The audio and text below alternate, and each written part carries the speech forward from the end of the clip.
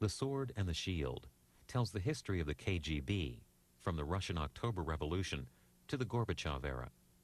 Writer Christopher Andrew gained access to the files of KGB archivist Vasily Mitrokhin, which details the KGB's foreign operations throughout that time period. The book premiered at number 7 this week on the New York Times bestseller list. Book TV spoke to Mr. Andrew for about 40 minutes.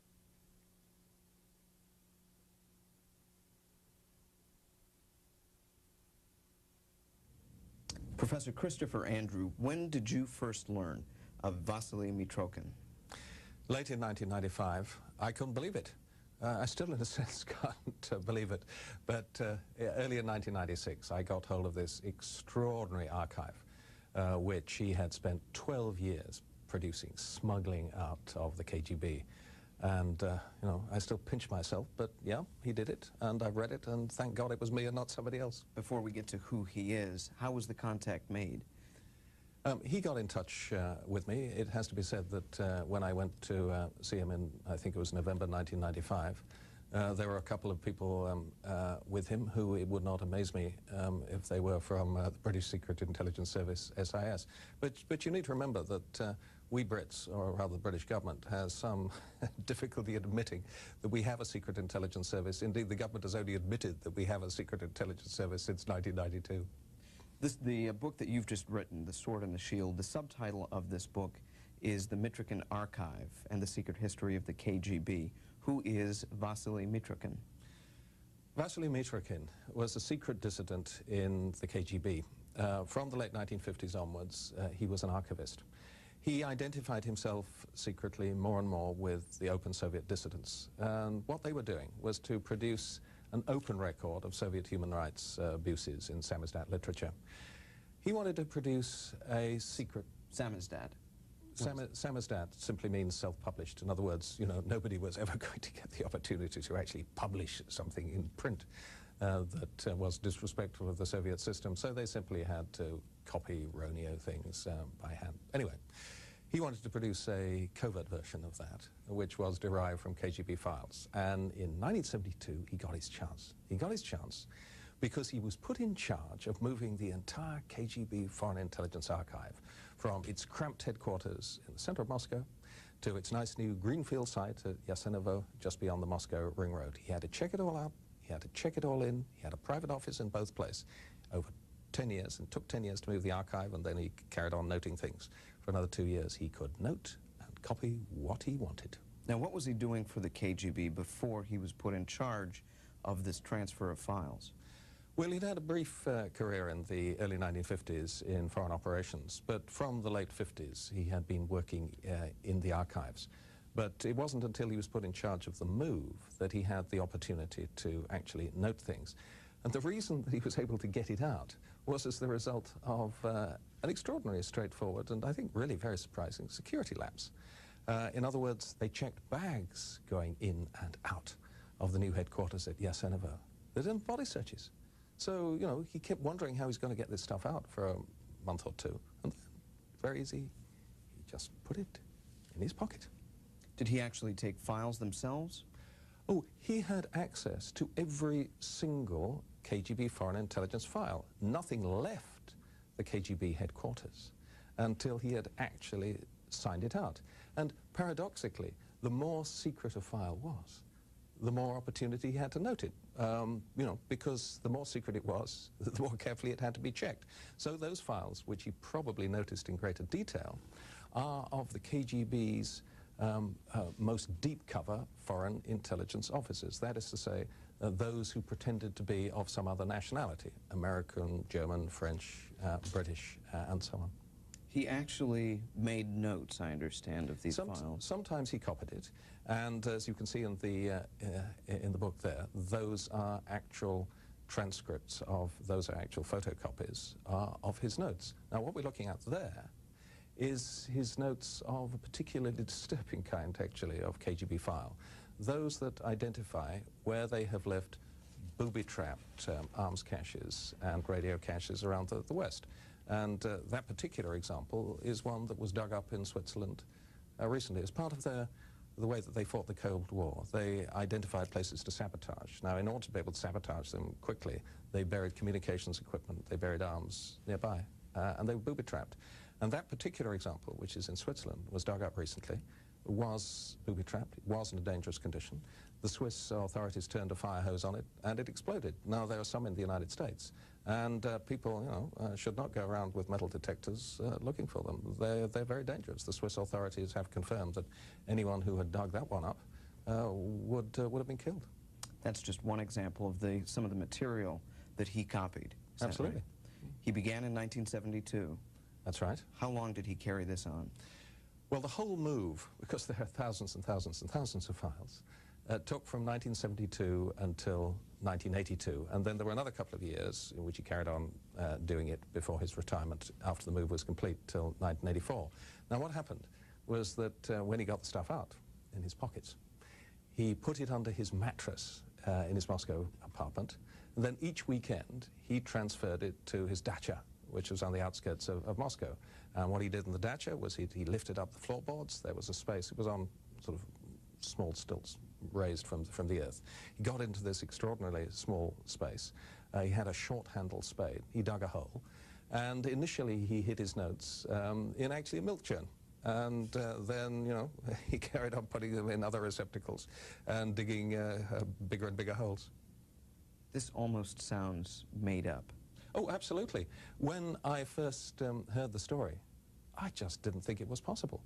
It wasn't only me that didn't think it was possible, by the way. The SVR, which is the successor of KGB Foreign Intelligence, rumors have come out over the last few years that somebody had got out with the contents of 200 or 300 files.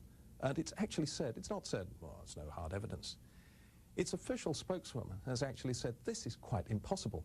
Well, it thinks differently now. The SVR is in a complete spin, and a few days ago, the official spokesman, Boris Lavrov, said, we've never heard of Mitrokin. They really don't know what to do. They're caught amidships. And I think I understand why.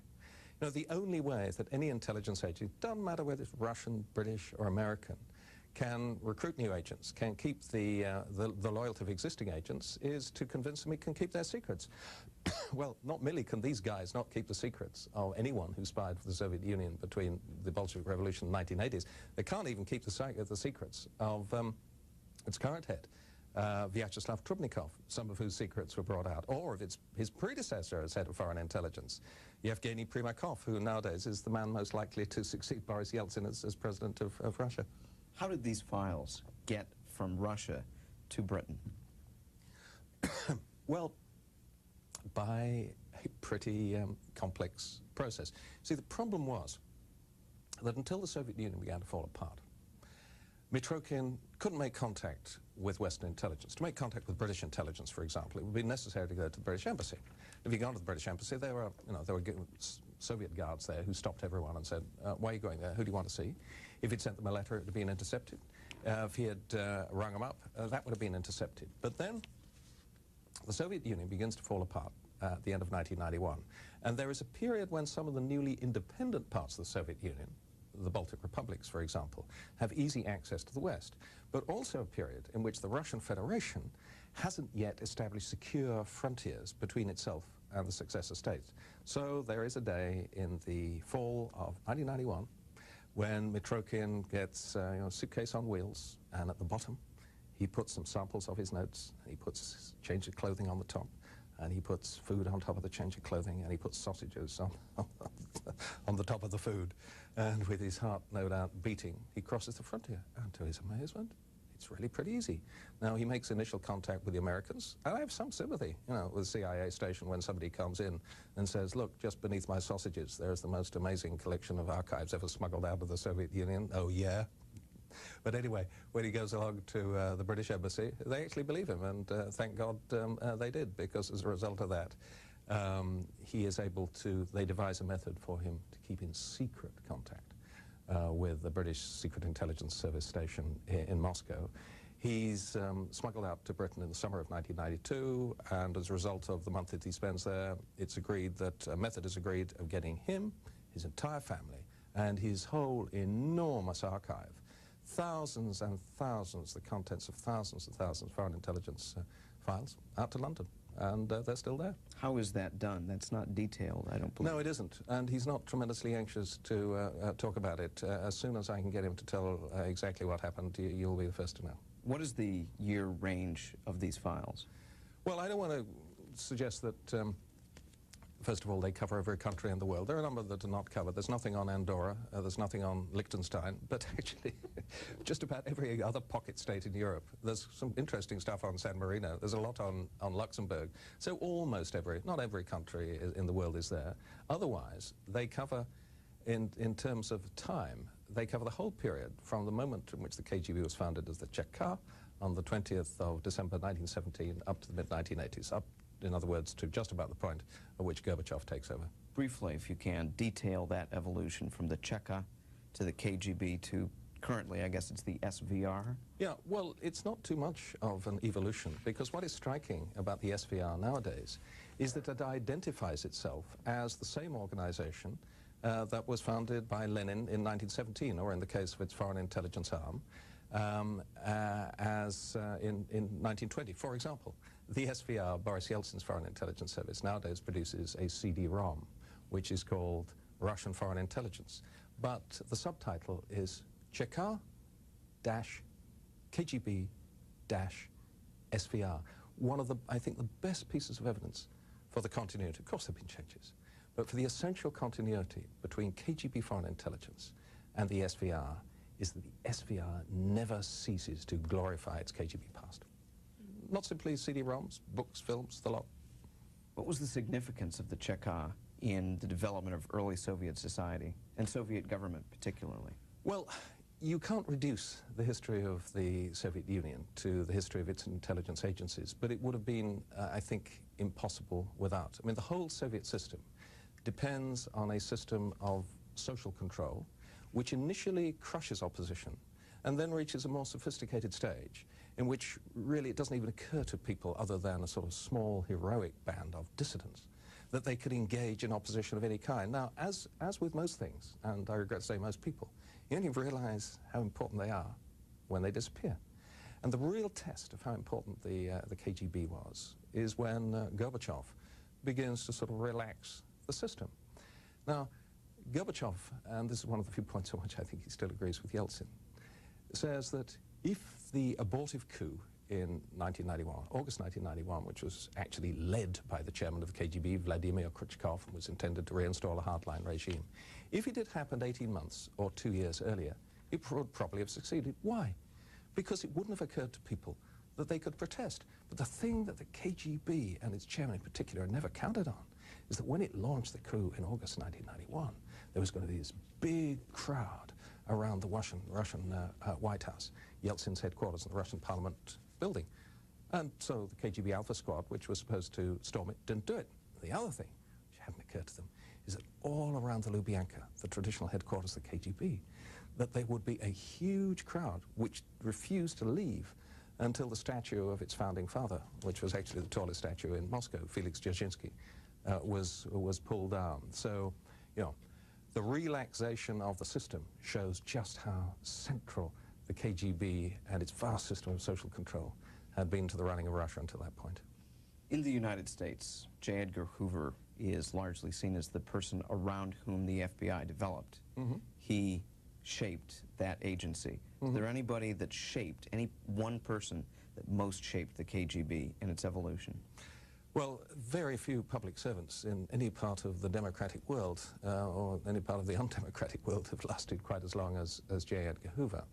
But yeah, there are a whole series of people who shaped it. I would say during the Cold War, the guy who has the most influence is Yuri Andropov. Now, Yuri Andropov is chairman of the KGB from 1967 till 1982. And a few months after he ceases to be chairman of the KGB, he succeeds Brezhnev as leader of the Soviet Union, 1982, 1984. There was a lot of nonsense in the Western media while he was KGB chairman that he was some kind of sort of closet liberal. He wasn't. What scarred him was his experience as ambassador in Budapest. This is before he became involved centrally with the KGB. During the Hungarian uprising, and when he looked out of the window, he could see members of the hated Hungarian equivalent of the KGB, the AVH, actually being strung up from the lamppost. This is 1956. That's in 1956. And throughout his period as head of the KGB and leader of the Soviet Union, he is absolutely obsessed with doing in dissidents, both those, the great majority at home, and those, you know, whether they're great cellists like Rostropovich, whether they're writers like Solzhenitsyn, whether they're chess players like Korchnoi. No dissident can be allowed to succeed anywhere in the world. He's obsessed. Who were the illegals? The illegals were deep cover KGB officers and occasionally agents. Now, they were Russian by nationality, but had learnt to pass themselves off as some other nationality. It took a long time. Now, the easiest way to do it was to send a KGB officer, who obviously had to be a very good linguist and good at disguise and all the rest, to East Germany. Whereas East Germany being a Soviet satellite, you could take all the time you needed, if you could do it in the first place, to pass off as German. And then once you had managed to pass yourself off as German, you could then go with the 3 million other refugees to West Germany. And then from West Germany, you go anywhere. Let me give you just one American example. There's a guy called Rudenko, who takes the pseudonym Heinz Feder. Once he's passed himself off as German, moved to West Germany, he's a talented musician. He gets a job with Steinway, the piano manufacturers. And then he applies for a job in the Manhattan showrooms of Steinway. And, you know, he's a terrific piano tuner. Now, that was a pretty good way of getting into the house of New York celebrities. In those days, even more New York celebrities had Steinway pianos than they do now. So that's how he gets into the household of the governor of New York, Nelson Rockefeller. That's how he gets into the household of the most highly paid pianist in the world, Vladimir Horowitz at the time, and a series of other people. Technically, very good. How many have there been? Oh, hundreds and hundreds and hundreds. How many are there now? That we don't know, but I suspect that there's still quite a number. And the reason that I suspect that is that the SVR is still glorifying their careers in a way which suggests that, you know, they really rather would like to sort of encourage people to do that kind of thing. One example, Boris Yeltsin in 1995, possibly to mark the 75th anniversary of the founding of KGB Foreign Intelligence, actually declares posthumously hero of the Russian Federation, Maurice Cohen, the most famous of the American-born illegals of the KGB. How many do you name in this book? Identify. Hundreds. Hundreds. You know, let me give you just one more example, because their talent in passing themselves off as citizens of other countries is extraordinary. Just one more example for the time being. There's a man called Josif Grigulovich, who is bilingual in Spanish, actually Latin American Spanish. You know, he's one of the people that is involved in killing Trotsky and all kinds of other appalling deeds of one kind or another. At the end of the Second World War, he succeeds in passing himself off as Costa Rican. And he gets to know the president of Costa Rica, Figueres, actually, you know, a really significant president of Costa Rica, the guy as a result of whom Costa Rica don't have an eye in nowadays. And he says, I'm the son of your illegitimate son of your best friend. Best friend was dead and couldn't deny it. Best friend was in fact childless. And Figueres said, oh, well, you know, a few other things passed, but he says, how would you like to be my ambassador in Rome? And Grigulovich, who's now called Teodoro Castro, says that nothing I would like better. Now, the whole point of becoming ambassador in Rome, so the Costa Rican resident ambassador in Rome, is also the non-resident ambassador in Belgrade, and his mission was to kill Marshal Tito. You know, he was prepared to sacrifice his life in doing it, but just at the moment when he's about to do it, Stalin dropped dead, long overdue death, and his successors decided that they didn't want to do it. So at that point, he stopped being an illegal, and he spent the next 30 years as one of the Soviet Union's best-known scholars on Latin America. Extraordinary life, but there were lots and lots of extraordinary lives amongst the illegals. You gave us one example. These pictures here are perhaps 5 examples, 5 individuals that take up a lot of print space in this book. Who are they? Well, at the bottom of the right-hand page, the larger picture shows Arnold Deutsch, who was one of the most celebrated and arguably intellectually the ablest of all the KGB illegals. And arranged around him on the right-hand side and beneath him probably the KGB's most successful group of agents, who were known as the Magnificent Five. And going from clockwise from top, there is Kim Philby, and beneath him there is Donald MacLean, and beneath him there is Guy Burgess, and to his left is Anthony Blunt, and to his left, the far left, is John Cairncross. Now, Arnold Deutsch was extraordinary in a number of ways. First of all, he was extraordinarily intellectually able. At Vienna University in the 1920s, he went from admission as a first-year undergraduate to the degree of PhD with distinction. Most universities don't have the degree of PhD with distinction, they just have a degree of PhD. But he goes through all those stages in only 5 years. Now, the other thing that is, in other words, he's even brighter than any of the Magnificent Five from Cambridge University, my university. I don't think we're producing people quite like that entering the Russian intelligence service now. But the other thing is that he's a sexologist. He's a psychologist. He is the chief assistant and indeed the publisher in Vienna of the leading Viennese sexologist Wilhelm Reich, the so-called prophet of the better orgasm, something which he appears never to have discovered. He dies in the 1950s in bizarre circumstances in an American jail. But the Magnificent Five were rebels against the sexual mores of interwar Britain.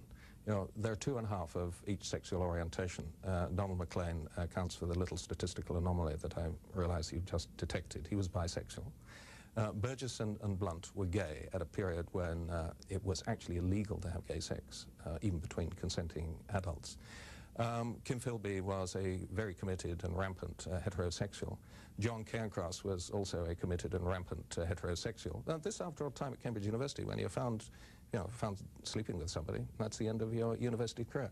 Cairncross actually writes a scholarly history of polygamy, which is well reviewed by Graham Greene, and which Graham Greene concludes by saying, "Here at last is a book which will be warmly welcomed by all polygamists."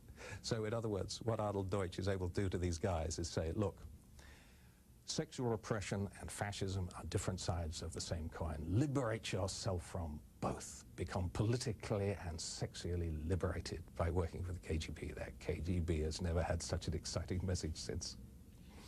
You write in your story, is it fair to say, first off, that the narrative arc that you draw of the KGB perhaps cleaves between before and after these 5 individuals, these Yes. illegals? Yeah. You write in a chapter, at the end of a chapter, The Grand Alliance, that the center, and by the center you mean the KGB, the center's KGB headquarters, yeah. The center's ability to collect intelligence from the West always comfortably exceeded its capacity to interpret what it collected.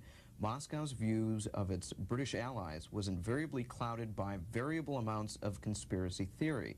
Soviet leadership was able to find it easier to replicate the first atomic bomb than to understand policymaking in London. That's right. You see, the KGB, as I've said, was always a lot better at collecting intelligence than interpreting it for 2 reasons. In any authoritarian system, information, it doesn't matter too much whether it's secret information or unsecret information, is always interpreted in a very politically correct way. So, for example, Pravda was always tediously politically correct.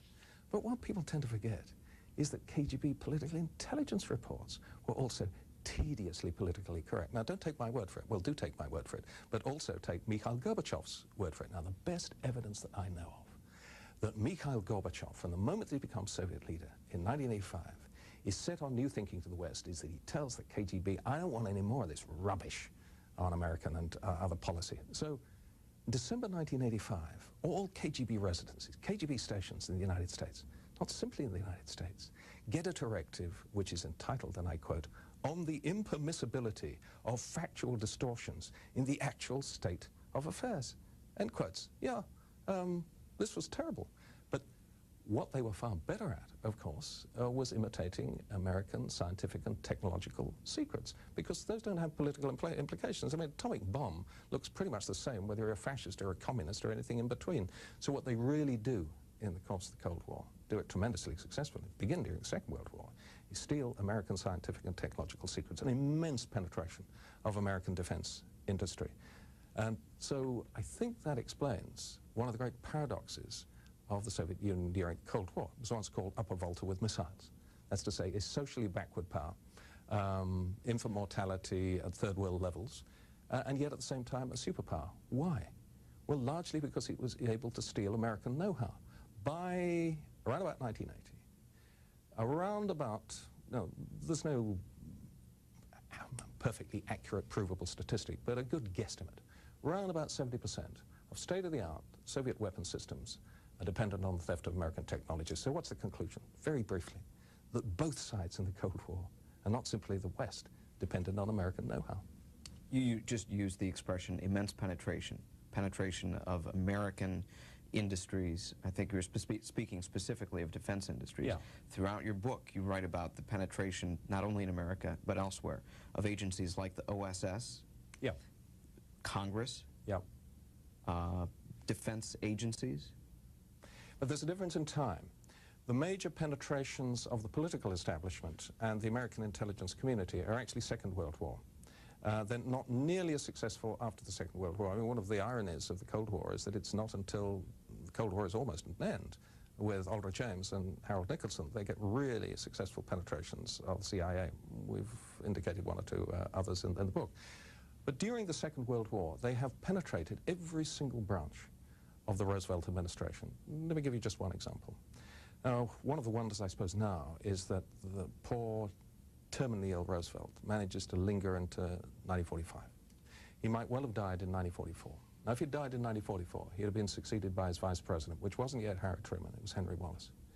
Henry Wallace, knowing he might become president at any moment, has already worked out some of the members of his cabinet. He knows who his Secretary of State is going to be. It's going to be the brilliant Latin American expert, spent most of his career in the State Department, Larry Duggan. He already knows who his Secretary of the Treasury is going to be. It's going to be the brilliant young economist, Harry Dexter Wright. Okay. Well, we now know that Larry Duggan was Agent Frank of the KGB, that Harry Dexter Wright was Agent Jurist of the KGB. So if Roosevelt had died a few months earlier, both the Secretary of the State and the Secretary of the Treasury in the United States have been Soviet agents.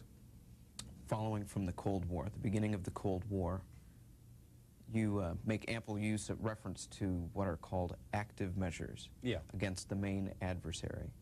What are active measures, and who is the main adversary? Well, the KGB used to believe that, as Marx said at some point, previous philosophers have interpreted the world. The point, however, is to change it.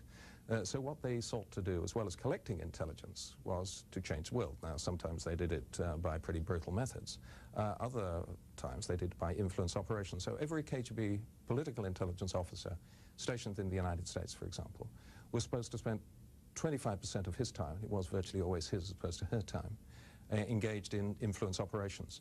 Now, the main purpose of the influence operations was to discredit Americans who they particularly disliked.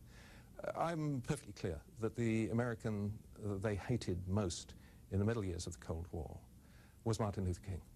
And the reason, Why? well, the reason for that is I think, quite simple.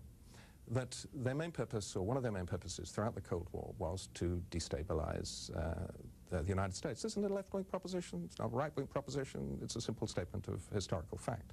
Now, what they really love in the mid and late 60s are the long, hot summers. They see that as the beginning of a race war.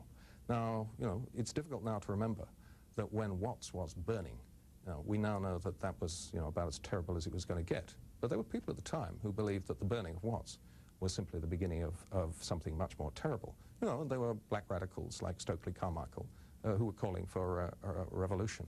Now, why the KGB hated Martin Luther King with a singular and passionate hatred was that they figured that this was the American most likely actually to be able to reconcile Americans. So they begin a disinformation campaign against him. It's quite clever. Many other disinformation campaigns were.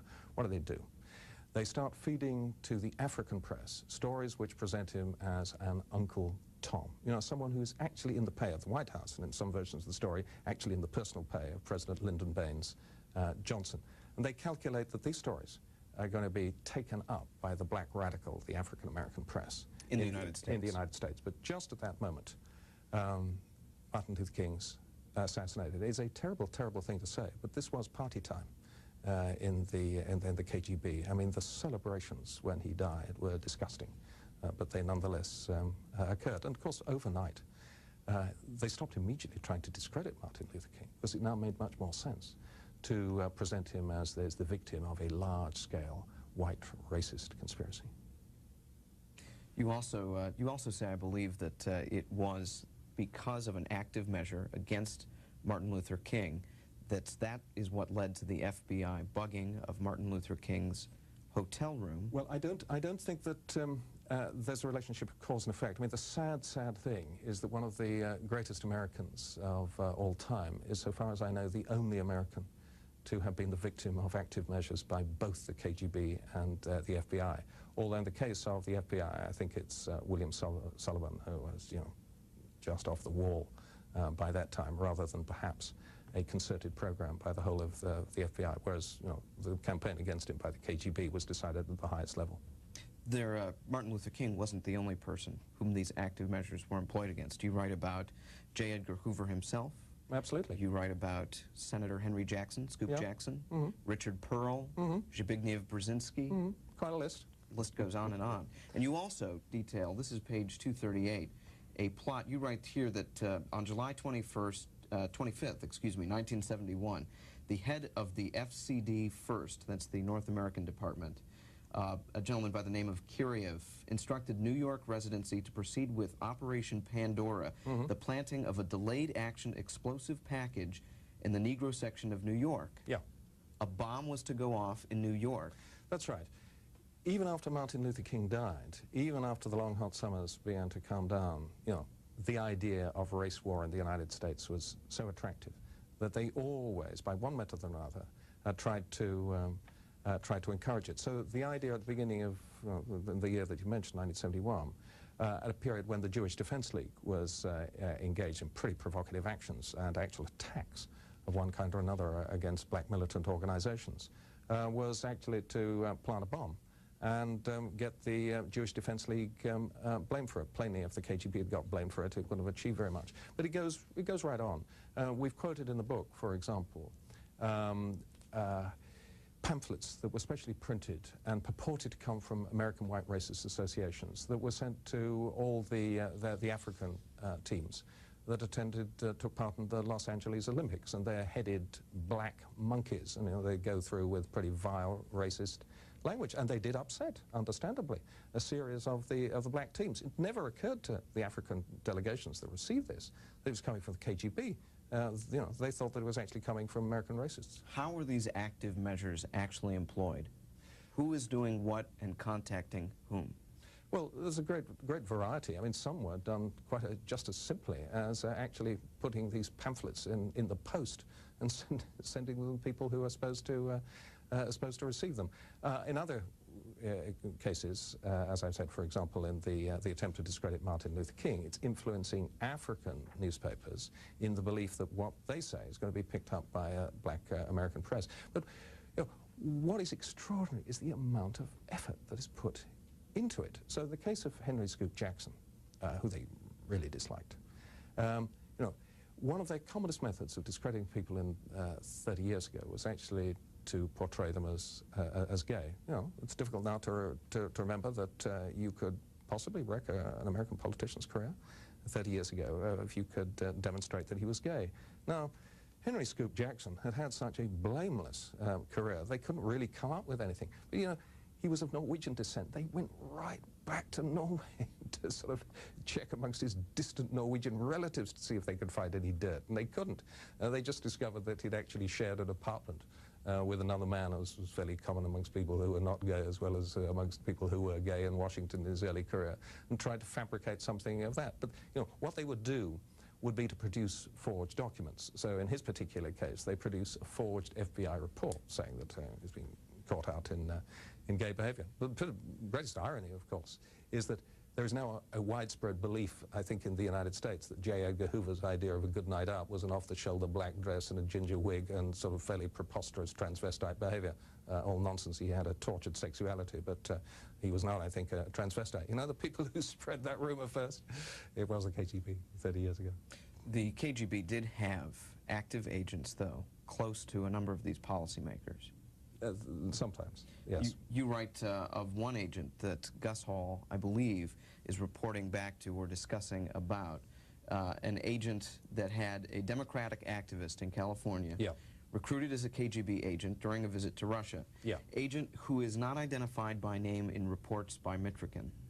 Now the reason, let me tell you the reason that he's not identified by name. What Mitrokhin had access to was the KGB Foreign Intelligence Archive. But in the case of people who sometimes happened that foreigners were recruited in Russia rather than abroad. That means that their files are in the second chief directorate, usually the second chief directorate, the main internal directorate. So what the files of the first chief directorate contain is not their operational file, which would give their name and their code name. It just contains the intelligence that they produce. So yes, we do know that there was somebody in the Carter campaign who was a secret communist. I think the idea that he influenced the policy of Jimmy Carter or the Carter campaign is extremely unlikely. But what he did was pass on information about, the inside story of the campaign. Rightly or wrongly, the KGB really rated it. Andropov, KGB chairman at the time, actually passed it on to the Politburo. It'd be interesting to know if the FBI have worked out who that guy was. Not just connections to the Carter campaign, though. Connections, it lists here, Governor Jerry Brown of California, Yeah. Senator Alan Cranston, Senator Eugene McCarthy, Senator Edward Kennedy, Senator Abraham Ribicoff. Yeah, I should say it doesn't reflect badly on any of these people because, the image that he presented was that of just a devoted Democrat activist. So he moved easily in all their circles and, of course, passed on what he learned. How would you describe the relationship between the center, the KGB, and the Communist Party of the U.S. headed by Gus Hall? Oh, astonishingly close. But that's not specific to the Communist Party of the United States. One, actually, of the main surprises that I had looking at the material was I'd rather assume that, in terms of assisting KGB operations, for example, Communist Party leaders sort of faded out of it early in the Cold War. Well, they didn't. Gus Hall, I think, emerges as I would say, quite one of the greatest confidence tricksters of all time. But I mean, my God, selling the American Communist Party, one of the most insignificant organizations in the United States in the 1980s. And actually, as late as 1989, when the KGB, when the Soviet Union is effectively bankrupt, getting $3 million subsidy out of the Soviet Union, which is delivered by the KGB. That is pretty extraordinary. But what I think is more important is the degree to which the leaders of all, or nearly all, perhaps all, major Western communist parties assist KGB operations right into the 70s and the early 80s. For example, we've been talking about illegals. Well, in the 1970s, the KGB approached the leaders of many Western communist parties, and lots of details in the book, and asked them to select new illegals. And there you go. All the examples that are noted by Mitrokhin, they all agree. Something of a campaign to rebuild the illegals of the 20s, the 30s, the 40s, it sounded like. Oh, that's right. I mean, it's interesting how sometimes secret activities are accompanied or preceded by publicity campaigns. So the publicity campaign at the end of the 1960s is, who's the most romantic of the interwar illegals? Well, arguably it was Arnold Deutsch. But Arnold Deutsch had not yet been discovered by Western intelligence, so they can't use him. So the one that they use is somebody whose name is already public. And his name is Richard Zorger, a very good-looking, romantic hero who had posed as a Nazi German journalist, actually, and penetrated the German embassy in Tokyo, where he was stationed, got lots of Japanese secrets, got lots of Nazi secrets, actually started didn't believe a word of what he said, so it was a very tragic life. But nonetheless, KGB starts building him up as a public hero. So in the late 1960s, he becomes the first spy in world history to actually have a series of postage stamps, for example, issued in his honor. And then there are films and books and so on. Beginning of the 1970s, 20th Party Congress, I think it was the 20th Party Congress, anyway, one of them, meets in the Soviet Union in 1971. So delegations from the leadership of all the major Western communist parties were there. And small delegations of the KGB, characteristically consisting of a senior officer from the center and the resident, that is to say, the head of station in the capital from which the Communist Party came, or his predecessor, go to each of the delegations and say, could you find 2 or 3 Richard Zorgers for us? These guys were racists, however, because they tell the Danes 2 or 3 Zorgers, and I'm sure you'll be able to find somebody of the same quality. They don't rate the Greeks, and they don't rate the Cypriots quite as much, so they say, oh, yeah, 1 or 2 Cypriot Richard Zorgers. Of course, we wouldn't expect a Cypriot Richard Zorger to be quite up to Zorger. The KGB was very racist as well as very sexist. There, I believe it's the second to last page of the last chapter, in your conclusions, you put forward a thesis that is perhaps discussed briefly before, but you write that the collapse of the Soviet system has revealed a much older east-west fault line which has more to do with events in the 4th century AD than the 20th century. It follows the line not of the Cold War Iron Curtain, but of the division between Orthodox and Catholic Christianity. Okay. Now, the KGB is no longer in existence. Their inheritor is the SVR. Anyone who doubts that proposition has only got to look at an atlas. And what I'd suggest that they look at is, first of all, have a look at the Iron Curtain. Now, the Iron Curtain for almost half a century was thought to be an enduring divide between East and West. Actually, it's now irrelevant. And then look at the older divide, which is begun by Constantine, when he sets up Constantinople as New Rome in 330, which is made, extended by the Great Schism, which divides Eastern from Western Christendom in 1054. Now, if you look at those countries which are currently from Eastern Europe, either already getting into NATO, or likely to get into NATO, or are in the fast track for entry into the European Union, all of them are on the western side of the East-West Christendom divide as defined by the Great Schism of 1054. The Iron Curtain is irrelevant, but Bulgaria is the wrong side of the old divide. No prospect of it getting into NATO, no prospect, I regret to say, of it getting into the European Union. Poland, Hungary, Czech Republic, which are on the western side of that ancient divide, they're already in NATO. They'll be in the European Union before long. 565 pages detailing thousands and thousands of examples of operations by the KGB and agents in the West. Now that the KGB doesn't exist anymore, is there any thought, what's your thought as to how it may continue, how that may change? A lot has changed, but there's also lots of elements of continuity. What I think is striking, there are many examples in the book, the way that the current leaders of the SVR glorify the whole of the foreign intelligence history of the KGB. And the other thing, which keeps taking people by surprise in the West, but I think shouldn't take by surprise anyone who reads that book, is the degree to which Yeltsin's intelligence chiefs really have his ear. I mean, 3 times Yeltsin has taken Western Kremlinologists by surprise over the last year. 3 times the last year. He's appointed a serving or former head of one of his intelligence agencies as Prime Minister. Yevgeny Primakov, just over a year ago. Sergei Stepashin, earlier this year. Vladimir Putin, a little bit more than a year ago. And who's the next election going to be? The man most likely to succeed Yeltsin is the longest-serving head since the fall of the KGB of Russian foreign intelligence, Yevgeny Primakov. And as the book explains, he played a prominent part in KGB operations in the Middle East and in North Africa, and his code name was Maxim. Well, Maxim may be the next president of the Russian Federation.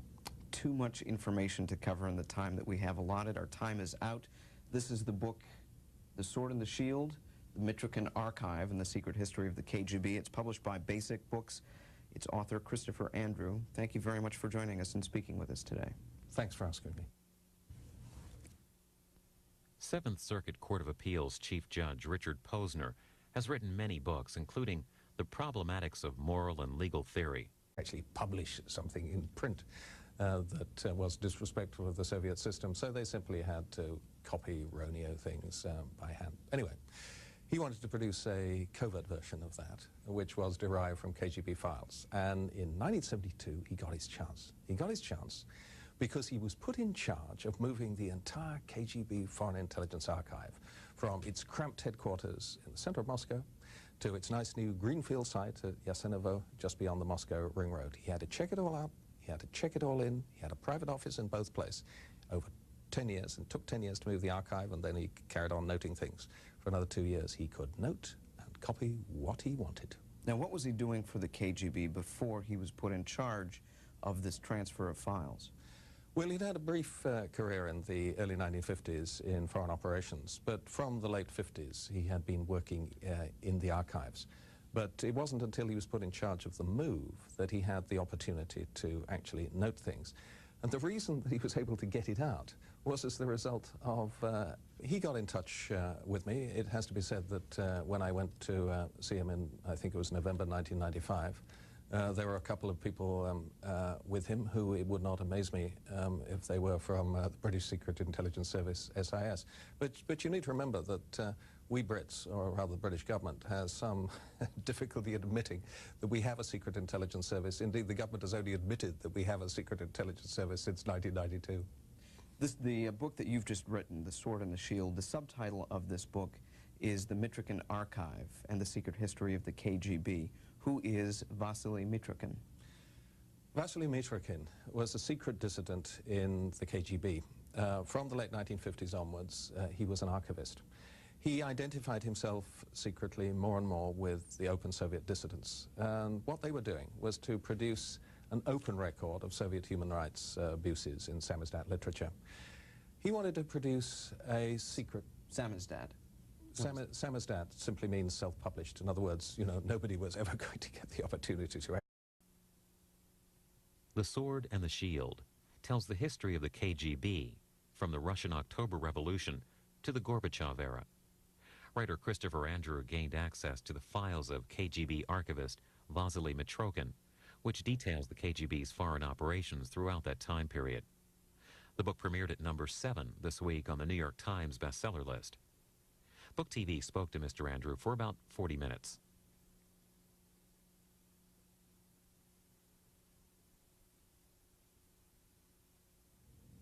Professor Christopher Andrew, when did you first learn of Vasily Mitrokhin? Late in 1995. I couldn't believe it. I still, in a sense, can't believe it. But early in 1996, I got hold of this extraordinary archive, which he had spent 12 years producing, smuggling out of the KGB. And, I still pinch myself, but yeah, he did it, and I've read it, and thank God it was me and not somebody else. Before we get to who he is, how was the contact made? An extraordinary, straightforward, and I think really very surprising security lapse. In other words, they checked bags going in and out of the new headquarters at Yasenovo. They didn't body searches. So, he kept wondering how he's going to get this stuff out for a month or two. And then, very easy, he just put it in his pocket. Did he actually take files themselves? Oh, he had access to every single KGB foreign intelligence file. Nothing left the KGB headquarters until he had actually signed it out. And paradoxically, the more secret a file was, the more opportunity he had to note it. Because the more secret it was, the more carefully it had to be checked. So those files, which he probably noticed in greater detail, are of the KGB's most deep cover foreign intelligence officers. That is to say, those who pretended to be of some other nationality, American, German, French, British, and so on. He actually made notes, I understand, of these files. Sometimes he copied it, and as you can see in the book there, those are actual transcripts those are actual photocopies of his notes. Now, what we're looking at there is his notes of a particularly disturbing kind, actually, of KGB file. Those that identify where they have left booby-trapped arms caches and radio caches around the West. And that particular example is one that was dug up in Switzerland recently as part of the way that they fought the Cold War. They identified places to sabotage. Now, in order to be able to sabotage them quickly, they buried communications equipment, they buried arms nearby, and they were booby-trapped. And that particular example, which is in Switzerland, was dug up recently, was booby-trapped. It was in a dangerous condition. The Swiss authorities turned a fire hose on it, and it exploded. Now, there are some in the United States, and people, should not go around with metal detectors looking for them. They're very dangerous. The Swiss authorities have confirmed that anyone who had dug that one up would have been killed. That's just one example of some of the material that he copied. Absolutely. He began in